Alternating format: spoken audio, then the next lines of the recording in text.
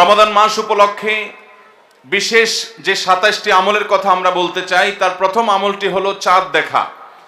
রমাদান মাসের চাঁদ শাবানের শেষ দিনে আমরা পশ্চিম আকাশে তালাশ করব, অনুসন্ধান করব। নবী করিম সাল্লাল্লাহু আলাইহি সাল্লাম বলেছেন, সুমু লিরুইয়াতিহি ওয়া আফতিরু লিরুইয়াতিহি, তোমরা চাঁদ দেখে রোজা রাখো আর চাঁদ দেখে তোমরা ঈদ উদযাপন করবে। অতএব মুসলমান রমজান মাসে সিয়াম সাধনা শুরু করবে চাঁদ দেখে, এবং সিয়াম ছেড়ে ঈদ উদযাপন করবে, সেটাও চাঁদ দেখে করবে। আর এই চাঁদ দেখাটা নবী করিম সাল্লাল্লাহু আলাইহি সাল্লামের গুরুত্বপূর্ণ একটি সুন্নাহ। চাঁদ দেখতে গিয়ে কেউ যদি চাঁদ দেখতে পান, তিনিও সওয়াব পাবেন। যদি আপনি চাঁদ তালাশ করেন আর চাঁদ দেখতে নাও পান, তারপরও আপনি সওয়াব পাবেন, কারণ আপনি চেষ্টা করেছেন।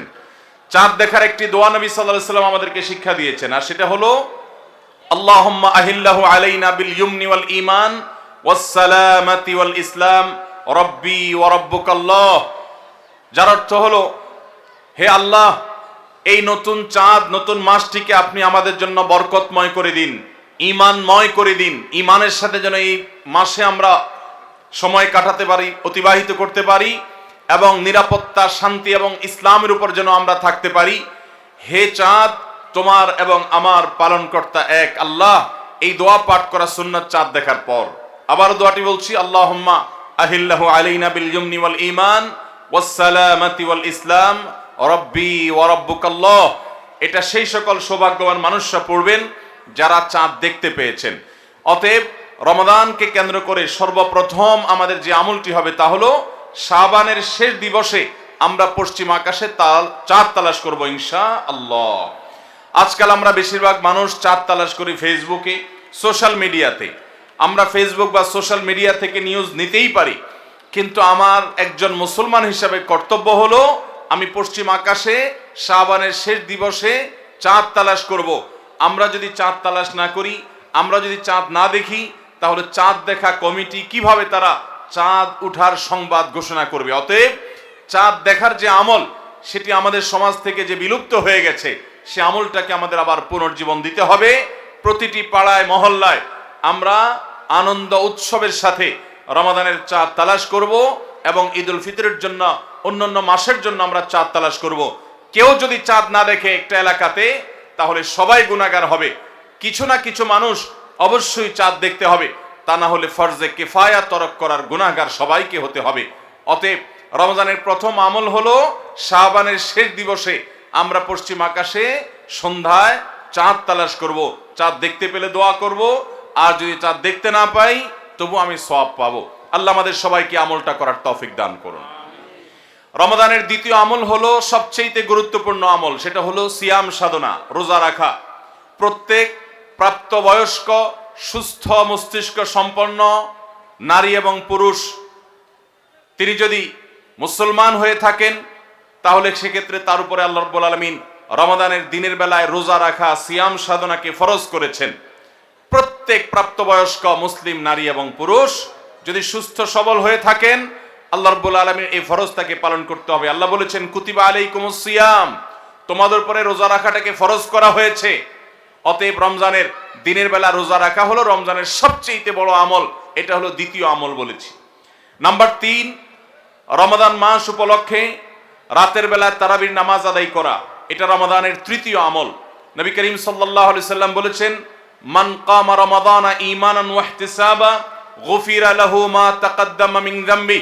যে ব্যক্তি রমজান মাসে রাতে দাঁড়িয়ে ঈমানের সাথে, ইখলাসের সাথে আল্লাহর কাছ থেকে সওয়াব পাওয়ার আশায় তারাবির নামাজ পড়বে, তার পূর্বের সমস্ত গুনাহ খাতা মাফ করে দেওয়া হবে।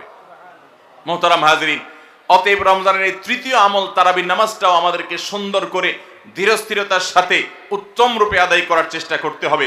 এটা হলো রমজানের তৃতীয় আমল। মা বোনরা বাসা বাড়িতে নিজ জায়গায় এবং পুরুষরা মসজিদে জামাতের সাথে তারাবির নামাজ আদায় করার চেষ্টা করবেন। এই তারাবির সালাত, এটা হলো রমজানের তৃতীয় আমল। নাম্বার ৪, রমজানের চতুর্থ আমল হলো সাহারি করা। আমরা অনেকে ইচ্ছাকৃতভাবে সাহারি করি না, হয়তো কখনো ভালো লাগে না সাহারি করতে, খাওয়ার রুচি থাকে না, আমরা সাহারি খাই না। সাহারি খাওয়া ছাড়াও যদি কেউ রোজা রাখে, রোজা হয়ে যাবে, কিন্তু সাহারি খেলে আপনার খাদ্য গ্রহণ হবে, পাশাপাশি আপনি সওয়াব লাভ করবেন। প্রতিদিনই আপনি খাবার খান, এই সমস্ত খাবার খাওয়াটা জায়েজ, এটার কারণে আপনার কোনো সওয়াব হবে না যদি আপনি সাধারণ ভাবে আপনি খাবার খান। কিন্তু আপনার নিয়ত যদি হয় ভোর রাতে খাবার গ্রহণ করছেন, আপনি কেন? রোজা রাখবেন সেজন্য। রোজার নিয়তে ভোর রাতে যে খাবার খাচ্ছেন, যেটাকে সাহারি বলা হয়, এই খাবারটা খেলে আপনার শুধু পেট ভরবে তা নয়, এর মাধ্যমে একটা সুন্নতের জিন্দা করার সওয়াব, একটা সুন্নতের আমল করার সওয়াব আপনার আমলনামায় লেখা হবে। নবী করিম সাল্লাল্লাহু আলাইহি সাল্লাম বলেছেন, তাসাহহারু ফাইন্না ফিস সাহুরি বারাকাহ, তোমরা সাহারি খাও, কারণ সাহারির খাবারের মধ্যে বরকত আছে।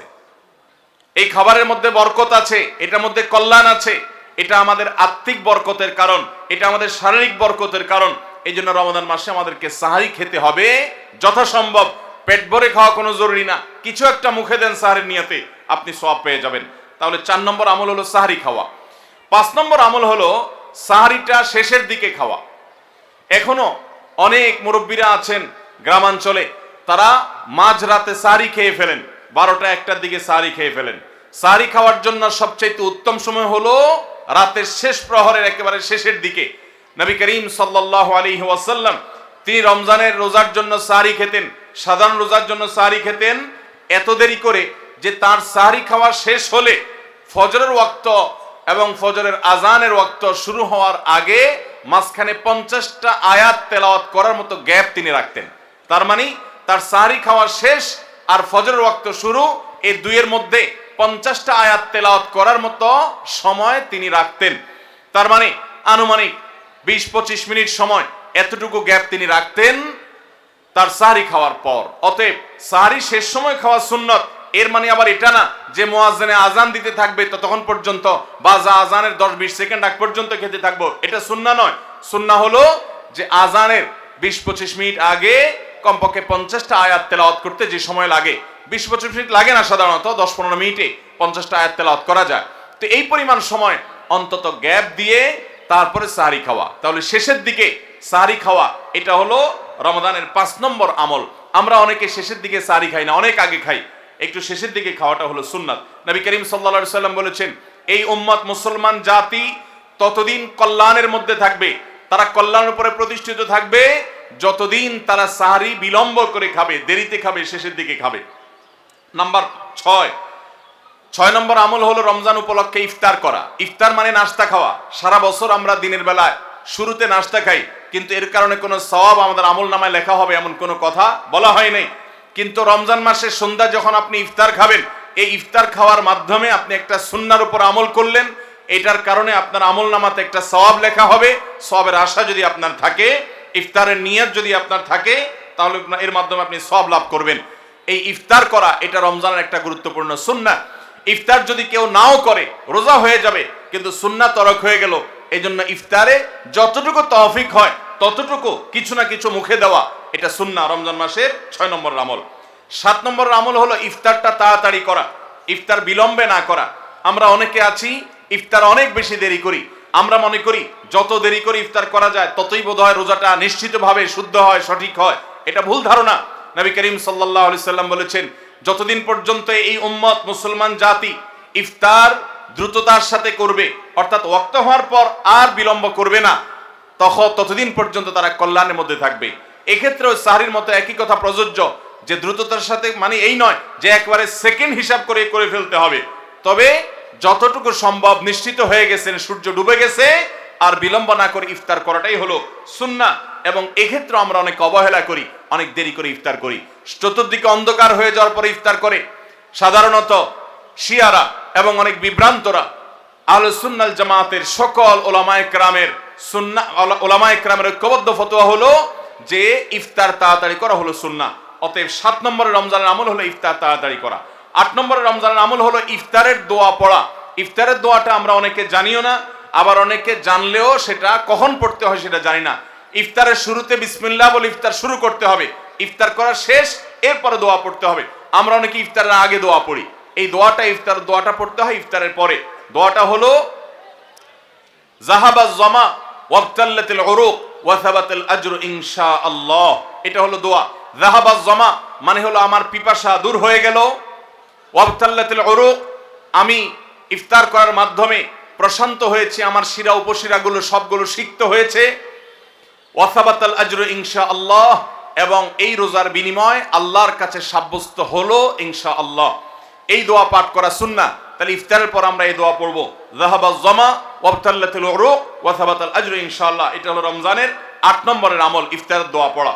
9 নম্বরের আমল হলো ইফতার এবং সাহারি উভয়টাতে খেজুর খাওয়া। এটা সুন্নাহ। খেজুরের মধ্যে প্রচুর খাদ্য শক্তি আছে। আমরা রমজান মাসে যে রোজা রাখি, সারাদিন পানাহার বর্জন করে থাকি, আমরা যদি সাহারিতে খেজুর খাই, আমাদের শরীরে প্রচুর পরিমাণ খাদ্য শক্তি থাকবে এই খেজুর খাওয়ার ফলে। খেজুর অনেক উপকারী একটা খাবার। আমাদের দেশেও আজকাল খেজুর উৎপাদন হচ্ছে আল্লাহর মেহেরবানিতে। এই খেজুর ইফতারিতে নবী করিম সাল্লাল্লাহু আলাইহি সাল্লাম আধা পাকা আধা কাঁচা খেজুর, যেটা যে অর্ধেক পেকেছে অর্ধেক কাঁচা, সেগুলো তিনি পছন্দ করতেন। সেটা না পাওয়া গেলে সাধারণ খেজুর এটা দিয়ে ইফতার করা, এটা আমরা সবাই জানি। কিন্তু যেটা আমাদের দেশে মানুষ জানে না তা হলো সাহরিতে সাহরি খাওয়া, সাহরিতে আপনার খেজুর খাওয়া সুন্নাত। নবী করিম সাল্লাল্লাহু আলাইহি সাল্লাম বলেছেন, নি'মা সাহুরুল মুমিনি আত-তামার, ইমানদারের সবচেয়ে উত্তম সাহরি হলো খেজুর। আপনি সাহরিতে ভাত তরকারি যাই খান বা না খান, অন্তত একটা হলো খেজুর খাবেন, তাহলে নবী সাল্লাল্লাহু আলাইহি সাল্লামের এই সুন্নাহর উপরে আমল হয়ে যাবে। তাহলে 9 নম্বর রমজানের আমল হলো সাহরিতে এবং ইফতারে উভয় সময়ে কমপক্ষে একটা হলেও খেজুর খাওয়া, মানে খেজুর খাওয়াটা হলো সুন্নাহ। 10 নম্বর রমজানের আমল হলো দিনভর বেশি বেশি দোয়া করতে থাকা। ভাইরা আমার, রোজাদার ব্যক্তির দোয়া আল্লাহ রাব্বুল আলামিন ফিরিয়ে দেন না। রোজাদার ব্যক্তি দিনভর আল্লাহর কাছে দোয়া করতে থাকলে সে দোয়া কবুল হয়। নবী করিম সাল্লাল্লাহু আলাইহি সাল্লাম বলেছেন যে কয়েক ব্যক্তির দোয়া ফেরত দেওয়া হয় না, এর ভিতরে একজন হলেন আস-সাইমু হাত্তা ইফতির, রোজাদার ব্যক্তি ইফতার করা পর্যন্ত তার দোয়া কবুল হতে থাকে। আপনি রোজাদার অবস্থায় দোকানে কাজ করছেন, খেতে খামারে কাজ করছেন, আপনি ব্যবসা প্রতিষ্ঠানে কাজ করছেন, আপনি রাস্তায় হাঁটাচলা করছেন, মা বোনরা বাসা বাড়িতে গৃহস্থলী কাজকর্ম করছেন, এই কাজের ফাঁকে ফাঁকে ওযু নাই, অসুবিধা নেই, এই অবস্থায় আপনি দোয়া করতে থাকেন। রোজাদার অবস্থায় দোয়া কবুল হয়। সারাদিন আপনি মনে মনে আপনার চাওয়াগুলো আল্লাহর কাছে নিবেদন করেন, আল্লাহর সাথে আপনি কথা বলতে থাকেন, কারণ দোয়া কবুলের একটা মোক্ষম সময় হলো রমজান মাসে এই রোজা অবস্থায়। বিশেষ করে ইফতারের আগ মুহূর্তে দোয়া কবুল হয়, আমরা তখন অনেকে ইফতার নিয়ে ব্যস্ত হয়ে পড়ি। তাহলে আমরা 10 নম্বর আমল জানলাম রমজান মাসে, সেটা হলো বেশি বেশি আল্লাহর কাছে দোয়া করা, আল্লাহর কাছে মনের চাওয়াগুলো পেশ করা, দুনিয়ার চাওয়া আখিরাত চাওয়া। আল্লাহ আমাদেরকে তৌফিক দান করুন। 11 নম্বর রমজানের বিশেষ আমল হলো সকল প্রকার পাপাচার বর্জন করা। কারণ রমজানের রোজার উদ্দেশ্যই হলো আমরা যেন পাপাচার বর্জন করতে পারি। রমজানের যে রোজা রাখি, এই রোজা মূলত কোরআন এবং হাদিসের ভাষায় এটাকে সওম বা সিয়াম বলা হয়। সওম বা সিয়াম শব্দের অর্থ হলো বিরত থাকা। আর এই বিরত থাকার মানে হলো আমার সামনে পানির বোতল আছে, আমার সামনে খাবার আছে, হালাল টাকায় কেনা, আবার পেটে ক্ষুধা আছে, তৃষ্ণাও আছে, পিপাসা আছে, তারপর আমি খাচ্ছি না, পান করছি না। কেন? কারণ আল্লাহ নিষেধ করেছেন। এখান থেকে শিক্ষা গ্রহণ করে আমার সামগ্রিক জীবনে সকল হারাম, সকল নিষিদ্ধ কাজ থেকে আমাকে বিরত থাকতে হবে, সেই শিক্ষা সিয়াম আমাকে দেয়। এই জন্য এই সিয়ামের মাধ্যমে হারাম বর্জন করা, আল্লাহর নিষিদ্ধ কাজগুলো বর্জন করা, এই ট্রেনিং, এই অভ্যাস রমজান মাসে গড়ে তুলতে হবে। নবী করিম সাল্লাল্লাহু আলাইহি সাল্লাম বিভিন্ন হাদিসে সেই গুরুত্ব আরোপ করেছেন। কোরআনে কারীমে আল্লাহ বলেছেন, তোমাদের উপরে সিয়াম ফরজ করা হয়েছে, তোমাদের পূর্ববর্তীদের উপরে যেমন ফরজ করা হয়েছে সেরকম। উদ্দেশ্য লাআল্লাকুম তাত্তাকুন, যাতে করে তোমরা গুনাহ ছাড়া আল্লাহর নির্দেশগুলো মেনে চলা, তাকওয়া অর্জন করা, অবলম্বন করার ট্রেনিং নিতে পারো, তাকওয়া অবলম্বন করতে পারো, শিখতে পারো এখান থেকে। অতএব রমজানের 11 নম্বর বিশেষ গুরুত্বপূর্ণ আমল হলো সকল হারাম, সকল পাপাচারগুলো এই মাসে বিশেষভাবে বর্জন করে চলা। যদি সেটা কেউ না করে তাহলে তার এই রোজার কোনো অর্থ হতে পারে না। অতএব 11 নম্বর আমল পাপাচার বর্জন করে চলা। 12 নম্বর আমল হলো পাপাচারের মধ্যে আবার বিশেষ করে মিথ্যা কথা, মিথ্যা কাজ, প্রতারণা 2 নম্বরই, এগুলো পরিহার করে চলা। এগুলো অন্য সময় তো পরিহার করতেই হবে, রমজানে আরো বিশেষ গুরুত্বের সাথে পরিহার করতে হবে।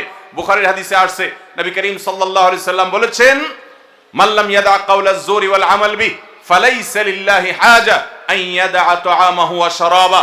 যে ব্যক্তি মিথ্যা কথা, মিথ্যা কাজ এগুলো ছাড়লো না, সে ব্যক্তির উপবাস থাকায় আল্লাহর কোনো ঠেকা পড়ে নাই। অর্থাৎ তার এই রোজা থাকাটা উপোস থাকা ছাড়া কিছুই নয়, আর তার এই উপোস থাকায় আল্লাহর কোনো প্রয়োজন পড়ে নাই। অর্থাৎ তার এই রোজার কোনো মানে নাই, অর্থহীন হয়ে যাবে যদি সে রোজা রেখে মিথ্যা কথা বলে, মিথ্যা কাজ করে।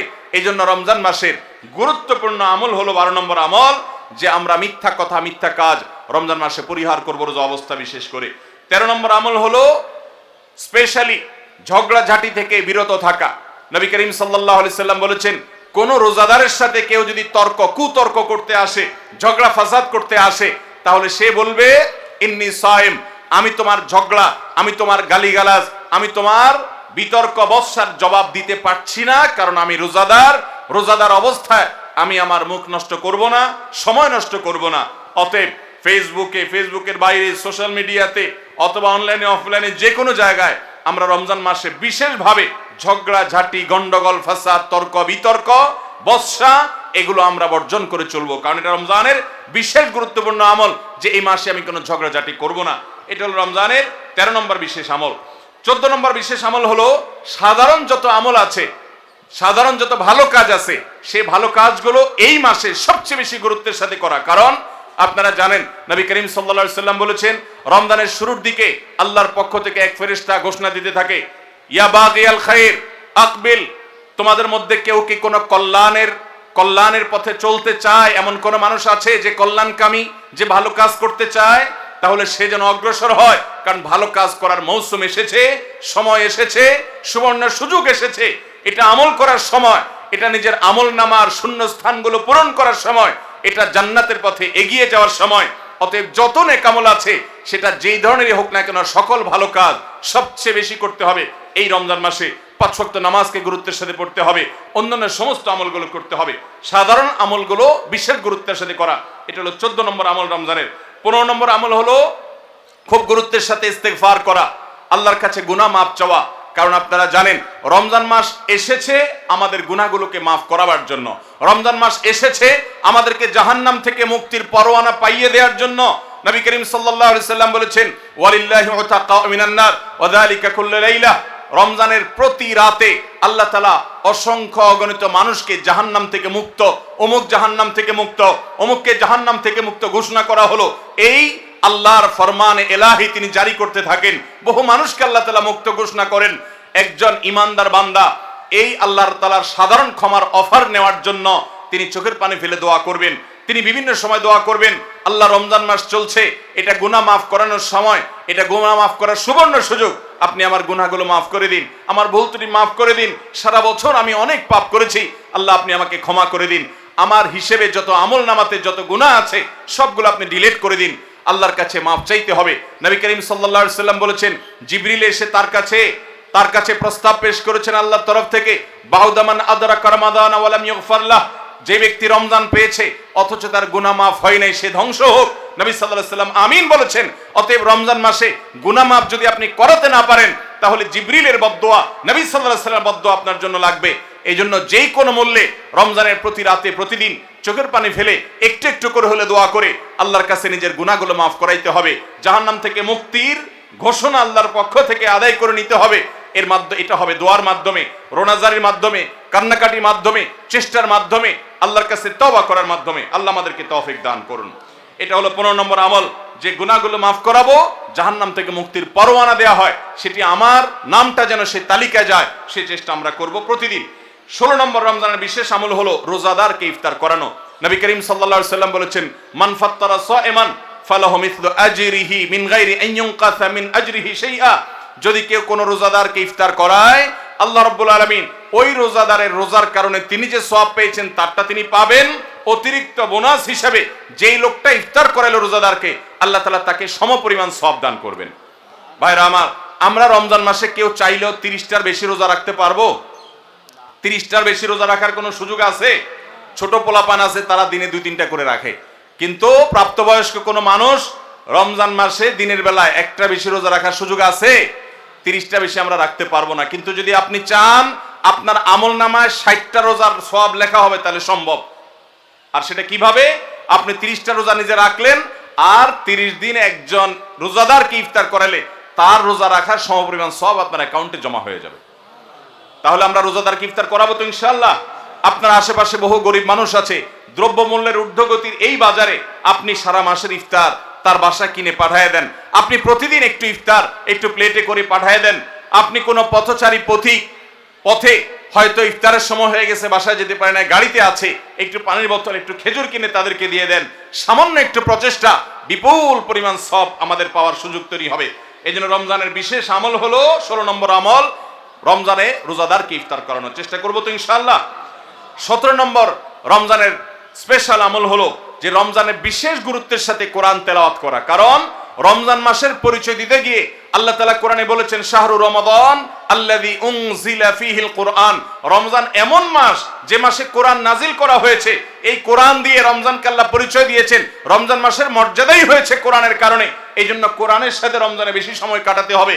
কোরআনের হালাকা করবেন, কোরআনের মজলিস করবেন, কোরআন শিক্ষার আসর করবেন, ইমাম সাহেব মুয়াজ্জিন সাহেবকে দিয়ে প্রতিটা মসজিদে মসজিদে মুসল্লিরা কোরআন শুদ্ধ করবেন, বিশুদ্ধ করে তেলাওয়াত করবেন। কোরআন প্রতিদিন একটু একটু করে তেলাওয়াত করবেন।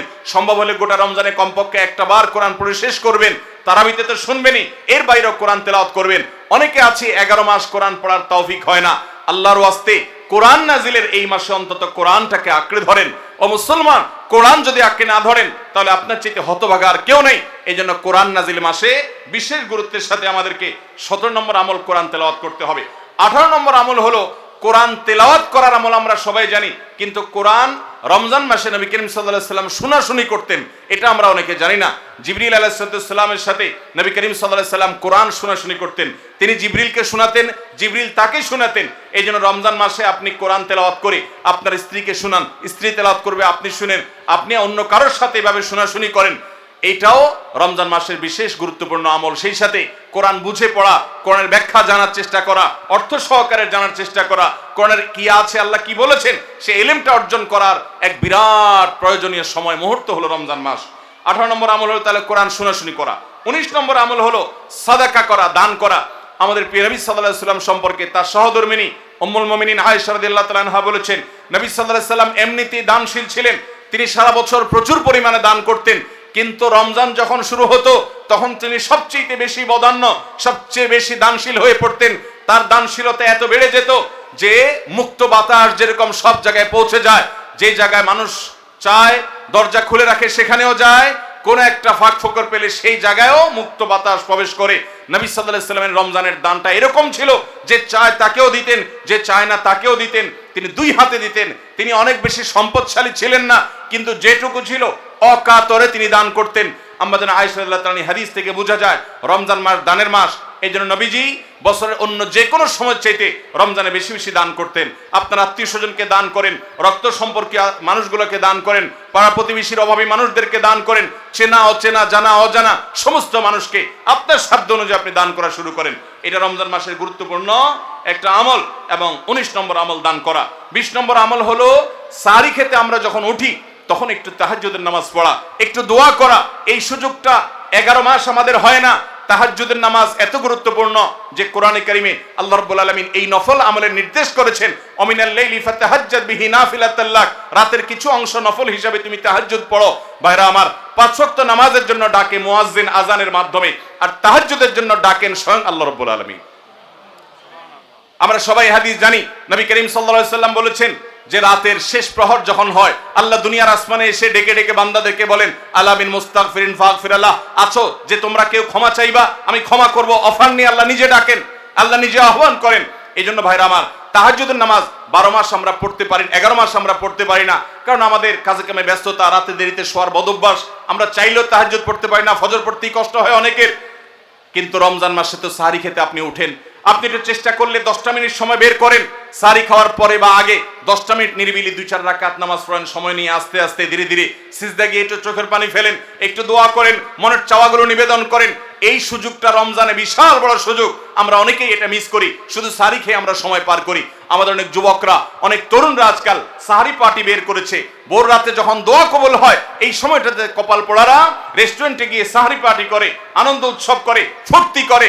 এটা কোনো এনজয় করার সময় নয়, এটা কাদার সময়, এটা সেজদা পড়ার সময়, এটা রেস্টুরেন্টে যাওয়ার সময় নয়, এটা আলো ঝলমলে কোনো রেস্টুরেন্টে বসার সময় নয়, এটা আলো আধারিতে আল্লাহর কাছে, রবের কাছে ফরিয়াদ করার সময়। তৌফিক দান করুন। ভাইরা আমার, তাহলে রমজানের 20 নম্বর আমল হলো তাহাজ্জুদের নামাজ সাহরিতে উঠলে আমরা একটু পড়বো এবং একটু একটু দোয়া করব, চেষ্টা করবো তো ইনশাআল্লাহ। ভোর রাতের দোয়া 24 ঘন্টার ভিতরে সবচেয়ে মূল্যবান দোয়া, আল্লাহর সবচেয়ে নিকটে যে বান্দা দোয়া করতে পারে ভোর রাতে তাহাজ্জুদের সময়, এই সুযোগটা রমজানে তৈরি হয়। আমরা সবাই এই সুযোগটা গ্রহণ করবো। 20 নম্বর আমল। 21 নম্বর আমল হলো আল্লাহ যাদেরকে সামর্থ্য দিয়েছেন তারা উমরা করবেন। রমজানে উমরার ফজিলত হলো, নবী করিম সাল্লাল্লাহু আলাইহি সাল্লাম বলেছেন, উমরাতুন ফি রমাদান তাআদিলু হাজ্জা, রমজানের একটা উমরা একটা হজের সমতুল্য। অন্য হাদিসে আসছে নবীজি বলেছেন, উমরাতুন ফি রমাদান তাআদিলু হাজ্জাতাম মাই, রমজানে একটা উমরা হলো নবী করিম সাল্লাল্লাহু আলাইহি সাল্লামের সাথে হজ করার সমান সওয়াব। অতএব যাদের তৌফিক আছে তারা উমরা করবে, 21 নম্বর আমল।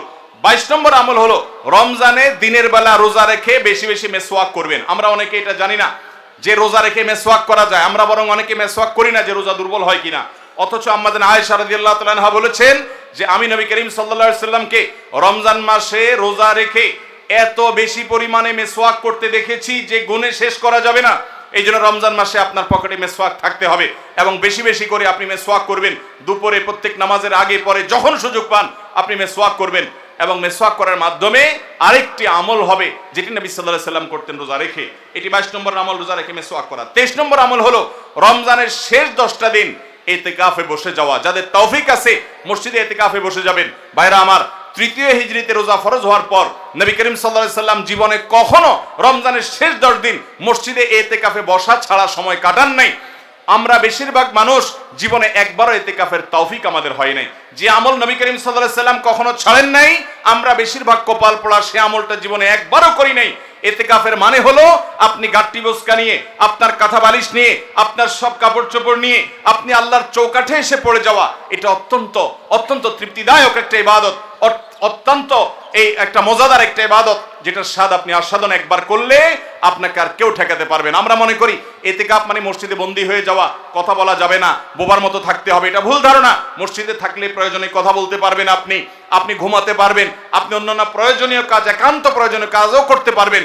তবে মসজিদের মধ্যে নিজেকে বন্দী করে রেখে আপনি যখন ইবাদত করবেন আপনার ফিলিংস হবে যে আমি আল্লাহর কাছে এসে নিজেকে বন্দী করে ফেলেছি। অসম্ভব ভালো লাগা কাজ করবে। আপনি যদি ইতিকাফে থাকেন তাহলে সেক্ষেত্রে বিশাল বড় একটা আমল আপনি জিন্দা করলেন। আমাদের দেশে অনেক মসজিদে ইতিকাফের জন্য লোক ভাড়া করা হয়। লোক ভাড়া করে ইতিকাফে বসাইলে সেটা গুনাহ হবে। যে ভাড়া করে রাখবে সেও গুনাহগার, যে ভাড়ার বিনিময়ে বসবে সেও গুনাহগার হবে। ইবাদতে কোনো টাকা পয়সা দেওয়া চলে না। অতএব ভাইরা আমার, ইতিকাফ আমরা করব তো ইনশাআল্লাহ।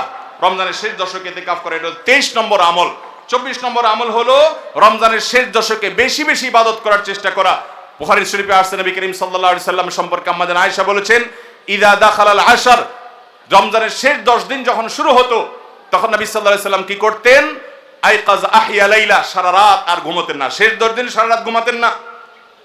ওয়াসাদ্দা মিজারা, কোমর বেঁধে নিতেন। ওয়াইকাদা আহলা, এবং তার পরিবারকে তিনি জাগিয়ে তুলতেন। আরেক হাদিসে আসছে নবী সাল্লাল্লাহু আলাইহি সাল্লাম বলেছেন, কারণ নবী সাল্লাল্লাহু আলাইহি ওয়াসাল্লাম ইদা দাখালাল আশর ইয়াজতাহিদু ফীহি মা লা ইয়াজতাহিদু ফী গায়রি, নবীজির জীবনে কখনো ইবাদতের জন্য এত চেষ্টা করতেন না যত চেষ্টা করতেন রমজানের শেষ দশকে ইবাদতের জন্য। আমাদের দেশে দেখবেন রমজানের প্রথম 10 দিন মসজিদ পূরণ হয়ে, মসজিদের বারান্দা ফিল আপ হয়ে, বাহিরেও মুসল্লি হয়, সেখানে চাটাই এবং কার্পেট বিছানো লাগে। কিন্তু দ্বিতীয় দশক আসলে আস্তে আস্তে বাহিরে মুসল্লি হাওয়া হয়ে যায়, আস্তে আস্তে চাটাই উঠে যায়, মসজিদের ভিতরে মুসল্লি চলে আসে। শেষের 10 দিন হলে একেবারে মূল মুসল্লি। 24 নম্বর আমল হলো শেষ দশক বিশেষভাবে ইবাদতবন্দি করা। 25 নম্বর আমল হলো লাইলাতুল কদর তালাশ করা। নবী করিম সাল্লাল্লাহু আলাইহি সাল্লাম বলেছেন, তাহাররাউ লাইলাতুল কদর ফিল বিত্রি মিনাল আশরিল আওয়াখির মিন রমাদান, তোমরা রমজানের শেষ দশকের বেজোড় রাতগুলোতে লাইলাতুল কদর বেশি বেশি করে তালাশ করো। বেজোড় রাতগুলোতে বেশি বেশি, শেষ দশকের প্রত্যেক রাতেই জেগে জেগে ইবাদত করা কদর হতে পারে সে আশায়। কদরের একটা রাত যদি ইবাদত করতে পারেন আপনি, তাহলে 1000 মাস ইবাদতের চাইতে বেশি উত্তম হবে, আপনার আমলনামাতে সওয়াব বেশি জমা হবে। এই জন্য কদরের রাতে ইবাদতের চেষ্টা করা। সারা বছরের শ্রেষ্ঠ রাত হলো কদরের রাত। কোরআন নাজিল হয়েছে এই কদরের রাতে। অতএব কদরের রাত পাওয়ার জন্য শেষ দশকের প্রত্যেকটা রাতে, প্রত্যেকটা না পারলে অন্তত বেজোড় 21, 23, 25, 27, 29 এই রাতগুলোতে ইবাদত করবো। আল্লাহ আমাদেরকে তৌফিক দান করুন। তাহলে 25 নম্বর আমল হলো লাইলাতুল কদর তালাশ করা। শেষ দশকের সবগুলো রাতে, সম্ভব না হলে বেজোড় রাতে। আল্লাহ আমাদেরকে তৌফিক দান করুন। আর 26 নম্বর আমল হলো লাইলাতুল কদর যদি আমরা পেয়ে যাই, মনে হয় যে এটা লাইলাতুল কদর হতে পারে, তাহলে একটা বিশেষ দোয়া পড়া। দোয়াটা হলো আল্লাহুম্মা ইন্নাকা আফুউন তুহিব্বুল আফওয়া ফাআফু আন্নি, হে আল্লাহ আপনি ক্ষমাশীল, আপনি ক্ষমা করতে ভালোবাসেন, পছন্দ করেন, আপনি আমাকে ক্ষমা করুন। এই দোয়াটা পড়বো তো ইনশাআল্লাহ। আল্লাহুম্মা ইন্নাকা আফুউন, বড় বড় অর্থবহ একটা দোয়া, বড় মজাদার একটা দোয়া। আল্লাহুম্মা ইন্নাকা আফুউন, আল্লাহ আপনি তো ক্ষমাশীল, তুহিব্বুল আফওয়া ক্ষমা করতে পছন্দ করেন, ফাফু আন্নি অতএব আমাকে ক্ষমা করেন। 26 নম্বর আমল লাইলাতুল কদরের দোয়া পড়া। 27 নম্বর এবং সর্বশেষ আমল হলো রমজানের শেষে ঈদের চাঁদ দেখা যাওয়ার পর অথবা ঈদের চাঁদ দেখা যাওয়ার একদিন আগেও করা যায় ফিতরা আদায় করা, গরিবদের বাসায় খাদ্য পৌঁছে দেওয়া। এটা কেন করব? নবী করিম সাল্লাল্লাহু আলাইহি সাল্লাম বলেছেন, যাকাতুল ফিত্রে তুহরাতান লিস-সাইমি আনিল লাগবি ওয়ার রাফাস ওয়া তু'মাতাল লিল মাসাকিন। ফিতরা এটা হলো দুইটা উদ্দেশ্যে, এক হলো রোজা রেখে আমাদের যে ছোটখাটো ভুল ত্রুটি হয়, অনর্থক কথা হয়ে যায়, এগুলো থেকে রোজাটাকে পরিচ্ছন্ন করার জন্য সদকায়ে ফিতর বা আমরা যে ফিতরা দেই এটা ভূমিকা রাখে, এটা কার্যকর হয়, আমাদের রোজাকে ত্রুটিমুক্ত করে দেয়, রিফাইন্ড করে দেয়। আর দ্বিতীয়ত হলো ঈদের দিন গরিব দুঃখীদের বাসায় খাবারের নিশ্চয়তা এনে দেয়। এজন্য রমজানের শেষ আমল হবে যেটা দিয়ে রমজানকে আমরা বিদায় দিব, সেটা হলো ফিতরা দেওয়া, ফিতরার আমল করা। এটা আমরা সবাই পরিবারের যত লোক আছে, রোজা থাকুক কিংবা ছোট বাচ্চা হোক, সবার তরফ থেকে একজন করে মিসকিনকে পুরো দিনের খাবার আমরা দিয়ে দিব। চেষ্টা করবো তো ইনশাআল্লাহ। আল্লাহ আমাদের সবাইকে তৌফিক দান করুন। তাহলে আমরা রমাদান মাসের বিশেষ 27টি আমলের কথা জানলাম। আমরা আবারও এক নজরে বলে দিচ্ছি রমাদান মাসের বিশেষ 27টি আমল। নাম্বার 1, শাবানের শেষ দিবসে সন্ধ্যায় পশ্চিম আকাশে রমজানের চাঁদ তালাশ করা, রমজানকে কেন্দ্র করে, এটি একটি আমল। এবং সেই সাথে চাঁদ যদি দেখতে পাই তাহলে চাঁদ দেখার দোয়া পড়া, আল্লাহুম্মা আহিল্লাহু আলাইনা বিল ইয়ুমনি ওয়াল ঈমান ওয়াস সালামাতি ওয়াল ইসলাম রব্বি ওয়া রাব্বুকাল্লাহ। যদি কেউ চাঁদ দেখতে নাও পান, চেষ্টা করার কারণে তিনিও সওয়াব পাবেন ইনশাআল্লাহ। তাহলে প্রথম আমল হলো চাঁদ দেখা, চাঁদ দেখতে পেলে দোয়া পড়া। দ্বিতীয় আমল হলো রমাদান মাসে দিনের বেলা সিয়াম পালন করা। প্রত্যেক প্রাপ্তবয়স্ক নারী এবং পুরুষ মুসলমান তাদের সুস্থ হলে, অবশ্যই সুস্থ থাকলে তাদেরকে রোজা রাখতে হবে, এটা ফরজ। 3 নম্বর আমল হলো রমজান মাসে রাতের বেলায় তারাবির সালাত আদায় করা উত্তমরূপে সুন্দরভাবে। 4 নম্বর আমল হলো সাহারি খাওয়া, একটু কিছু হলেও রোজার নিয়ত ভোর রাতের খাবার খাওয়া, এর মধ্যে বরকত আছে খাবারের মধ্যে। 5 নম্বর আমল হলো সাহারিটা শেষের দিকে খাওয়া, এমন ভাবে খাওয়া যে সাহারি খাওয়া শেষ করলে আজান দিতে আর 50টা আয়াত তেলাওয়াত করার মতো সময় থাকে। 6 নম্বর আমল হলো ইফতার করা। ইফতার করা এটা সুন্নাহ একটা আমল। আপনি সুন্নাত জিন্দা করার উদ্দেশ্যে বা সুন্নাত আমল করছেন, সে উদ্দেশ্যে ইফতারের উদ্দেশ্যে, রোজা ভাঙার উদ্দেশ্যে খাবার খেলে আল্লাহ রাব্বুল আলামিন আপনাকে সওয়াব দান করবেন। ইফতার করা 6 নম্বর আমল। 7 নম্বর হলো ইফতারটা একটু তাড়াতাড়ি করা, অর্থাৎ সূর্য ডুবে গেছে, নিশ্চিত হয়ে গেছেন, আর দেরি না করে অবিলম্বে ইফতার করে ফেলা। 8 নম্বর আমল হলো ইফতারের দোয়া করা। ইফতারের শুরুতে বিসমিল্লাহ বলবেন, ইফতার করা শেষ বা ইফতার কিছু দূর করে ফেলেছেন, এরপর দোয়া পড়বেন যে যাহাবাজ জামা ওয়াবতাল্লাতিল উরুক ওয়া সাবাতাল আজরু ইনশাআল্লাহ। এবং 9 নম্বর আমল হলো ইফতারিতে খেজুর খাবেন এবং সাহারিতেও খেজুর খাবেন। সাহারিতে খেজুর খেলে নবী সাল্লাল্লাহু আলাইহি সাল্লাম বলেছেন, ইমানদারের সবচেয়ে উত্তম সাহারি হলো খেজুর, অন্য যাই খান একটা খেজুর হলো সাহারির সময় আপনি খাবেন। 10 নম্বরের আমল হলো সারাদিন বেশি বেশি রোজা দোয়া করা, কারণ রোজাদার ব্যক্তির দোয়া আল্লাহ তাআলা ফিরিয়ে দেন না ইফতার রাগ পর্যন্ত। এই জন্য চলতে ফিরতে উঠতে বসতে মনে মনে আল্লাহর সাথে কথা বলা, মুনাজাত করা, দোয়া করতে থাকা। 11 নম্বর আমল হলো সকল পাপাচার বর্জন করা, কারণ রমজান মাসের উদ্দেশ্যই হলো মানুষকে মুত্তাকি বানানো, পাপাচার বর্জন করতে শেখানো। আমরা পান এবং আহার বর্জন করি, যৌনতা বর্জন করি, এর মাধ্যমে আমরা বর্জন করার প্রশিক্ষণ নেই। এই জন্য হারাম কাজ পরিহার করা রমজান জুড়ে, এটা হলো 11 নম্বর আমল। 12 নম্বর আমল হলো বিশেষভাবে মিথ্যা পরিহার করা, কারণ কেউ যদি মিথ্যা কথা মিথ্যা কাজ না ছাড়ে তার রোজা রাখার কোনো মানে নাই, হাদিসে আসছে। 13 নম্বর আমল হলো ঝগড়া বিবাদ থেকে দূরে থাকা। নবী সাল্লাল্লাহু আলাইহি সাল্লাম বলেছেন, রোজা অবস্থায় কেউ ঝগড়া করলে সে বলবে আমি রোজাদার, আমি জবাব দিতে পারবো না। এবং এর পাশাপাশি 14 নম্বর আমল হলো সকল সাধারণ নেক আমলগুলো এই মাসে একটু বিশেষ গুরুত্বের সাথে করা, কারণ আমলের মাস এটা, ভর বসন্ত আমলের। নামাজ বিশেষ গুরুত্বের সাথে পড়া, অন্য সব আমলগুলো বিশেষ গুরুত্বের সাথে করা। 15 নম্বর আমল হলো আল্লাহর কাছে ক্ষমা চাওয়া, জাহান্নাম থেকে মুক্তি চাওয়া, কারণ এই মাসটা এসেছে আমাদেরকে ক্ষমা পাইয়ে দেওয়ার জন্য। এই মাসটা এসেছে জাহান্নাম থেকে মুক্তি পাওয়ার মাধ্যম হিসাবে। আল্লাহ রাব্বুল আলামিন এই মাসে প্রতি রাতে অসংখ্য মানুষকে জাহান্নাম থেকে মুক্ত ঘোষণা করেন, বিধায় সেজন্য দোয়া করা চেষ্টা করে, এটা হলো 15 নম্বর আমল। 16 নম্বর আমল হলো রোজাদার ব্যক্তিকে ইফতার করানো, তার মাধ্যমে আপনি তার সওয়াবের সমপরিমাণ সে তো পাচ্ছেই, আপনি অতিরিক্ত সওয়াব পাবেন পুরা রোজাদারের সওয়াবের মতো এক্সট্রা হিসাবে ইফতার করালে। 17 নম্বর আমল হলো কোরআন তেলাওয়াত করা রমজান মাসে, কোরআন অর্থ সহকারে বুঝে পড়বেন, সুন্দর করে শুদ্ধ করে তেলাওয়াত শিখবেন। 18 নম্বর আমল হলো কোরআন তেলাওয়াত নিজে করার পাশাপাশি অন্যকে শোনানো, অন্য পড়বে সেটা আবার শোনা, এটা বিশেষ আমল নবী সাল্লাল্লাহু আলাইহি সাল্লাম করতেন রমজান মাসে জিবরিলের সাথে। 19 নম্বর আমল হলো সাদাকা করা, দান করা, মানুষকে গরিব দুঃখীকে, যাকাতের বাইরেও সাধারণ দান করা বেশি পরিমাণে রমজান মাসে, এটা আমল। 20 নম্বর আমল হলো ভোর রাতে সাহারি খেতে উঠলে একটু তাহাজ্জুদ পড়া, একটু দোয়া করা, একটু রোনাজারি করা, কারণ এটা দোয়ার সময়, এটা তাহাজ্জুদের সময়, এটা আল্লাহর নৈকট্য লাভের সময়। এই সুযোগ 12 মাস আসে না, এই জন্য এই আমলটা করা, তাহাজ্জুদ পড়া, দোয়া রোনাজারি করা সাহারির সময়। 21 নম্বর আমল হলো সামর্থ্য থাকলে ওমরা করা। 22 নম্বর আমল হলো মেসওয়াক করা, এমনকি রোজা অবস্থায় দিনের বেলা বেশি বেশি, নবী সাল্লাল্লাহু আলাইহি ওয়াসাল্লাম করতেন। 23 নম্বর আমল হলো রমজানের শেষ 10 দিন মসজিদে ইতিকাফে বসে যাওয়া। 24 নম্বর আমল হলো শেষ 10 দিন সবচেয়ে বেশি ইবাদতবন্দি করা, রাত দিন জেগে। আর 24 নম্বর আমল হলো এটি। 25 নম্বর আমল হলো লাইলাতুল কদর তালাশ করা, বিশেষ করে শেষ দশকের বেজোড় রাতগুলোতে আরো বিশেষ করে লাইলাতুল কদর পাওয়ার আশায় বেশি বেশি ইবাদতবন্দি করা। আর 26 নম্বর আমল হলো লাইলাতুল কদর মনে হলে কোন রাতকে, সেই রাতে এই দোয়া পড়া, আল্লাহুম্মা ইন্নাকা আফুউন তুহিব্বুল আফওয়া ফাআফু আন্নি। আর 27 নম্বর আমল হলো রমজানের শেষ দিনে, একেবারে শেষ মুহূর্তে রমজানকে বিদায় দেওয়া, গরিব দুঃখীদের বাসায় ফিতরা পৌঁছে দেওয়ার মাধ্যমে। আল্লাহ রাব্বুল আলামিন এই 27টি বিশেষ আমলের মাধ্যমে আমাদের রমাদানকে অর্থবহ এবং সার্থক করার তৌফিক দান করুন।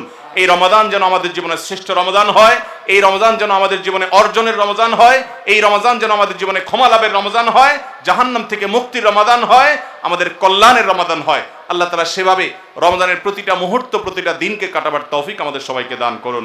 জাযাকুমুল্লাহু খায়রা ওয়া আখিরু দাওয়ানা আনিল হামদুলিল্লাহি রাব্বিল আলামিন।